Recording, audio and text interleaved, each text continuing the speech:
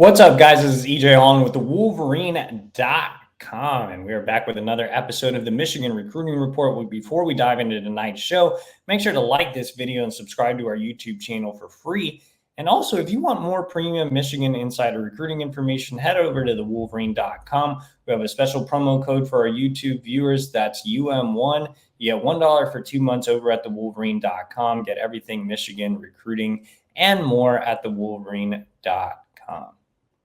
All right, guys, I've been traveling a lot the last week, so we're going to be breaking down 5 key targets I saw on the road. Let's go ahead and start off with elite running back Savon Haider, one of the most important recruits in the 2026 recruiting class. I had a chance to go out and see Savon at a private workout session, and he's extremely impressive. You're talking about a guy who's extremely quick, explosive. He's tough between the tackles. He is built like a tank. I mean, has big thighs, a guy with a great muscular upper half as well. You never have to take him off the field because he can catch passes out of the backfield. He can split out wide. He's everything you want in a Michigan running back. I think he has an opportunity to come in and get significant time as a true freshman if he does side with Michigan. He's extremely talented. He's one of the premier ball carriers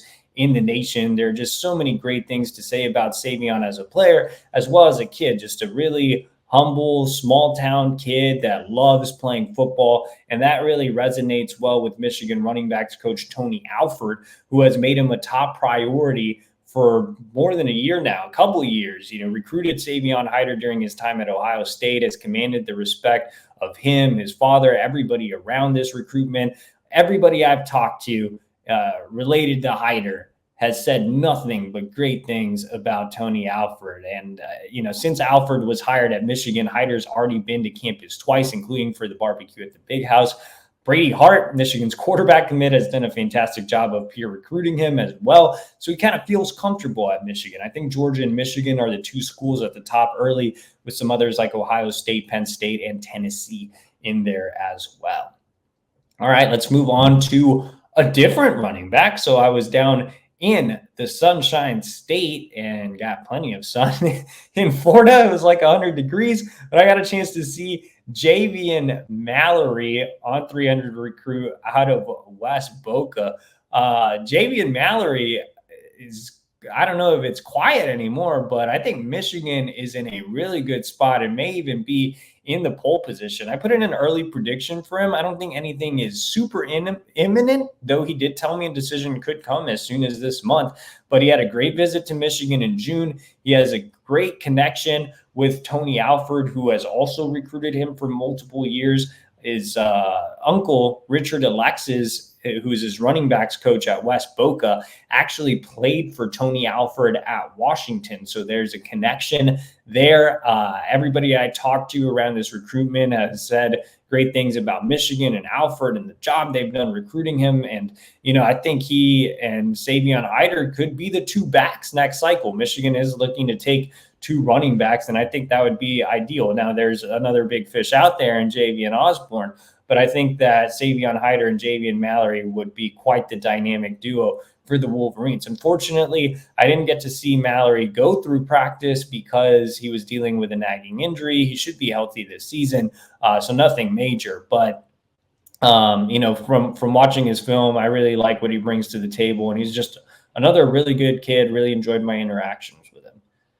All right, let's move on to our next recruit, and that's going to be on 300 offensive lineman Brett Collegier from IMG Academy. So IMG Academy is obviously loaded with prospects next cycle, and Michigan has offered several of them. But on the offensive side of the ball, we'll kind of focus in on Collegier. He made his first visit to Michigan this summer, was on campus in June for an unofficial visit, and Michigan really moved the needle for him. He actually told me that his mother's #1 school is Michigan, so it seems like they really made a power move with his mom. And Breck really likes Michigan too. Obviously, if you're an offensive lineman, you're impressed with the offensive line production. Michigan's head coach is Sharon Moore, who has 2 Joe Moore Awards under his belt from his time as the offensive line coach.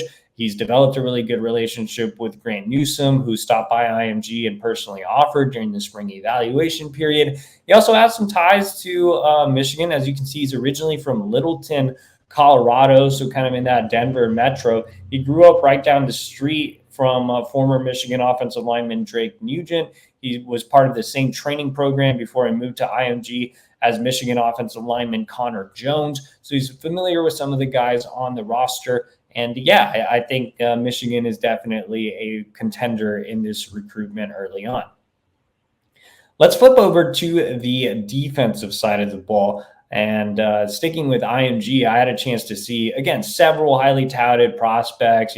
I could have gone with Zach Ford or Jake Krull, but let's talk about Elijah Golden, 4-star defensive lineman, just picked up a Michigan offer a couple of weeks ago. He called Michigan his dream school, so I had a chance to chat with him.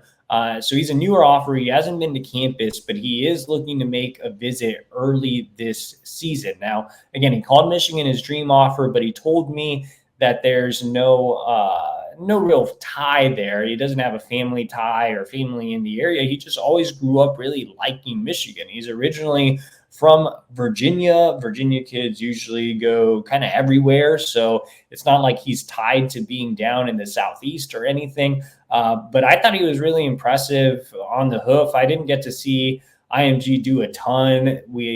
I got to go out to their media day, so the only thing we got to see them do was a walkthrough.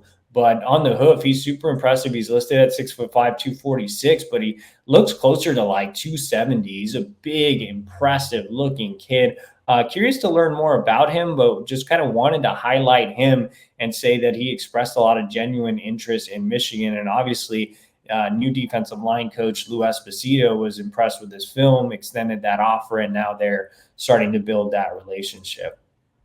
The last recruit on the list is defensive back Jaden Broadnax out of West Boca, so same school as Javen Mallerie. Now, I did get to see Broadnax practice, and he mostly lined up at corner. He's listed as a safety at 6'3", 175, but he looked pretty fluid at the corner position. He's a tall, rangy defensive back that I think can play safety as well. Michigan has talked to him more about corner, and Michigan's quietly right up there as well. You see Florida has the slight lead on the on-3 RPM, but Michigan right behind Florida in second place. He visited with Mallerie in June. That visit went really well. He's connecting with new secondary coach Lamar Morgan.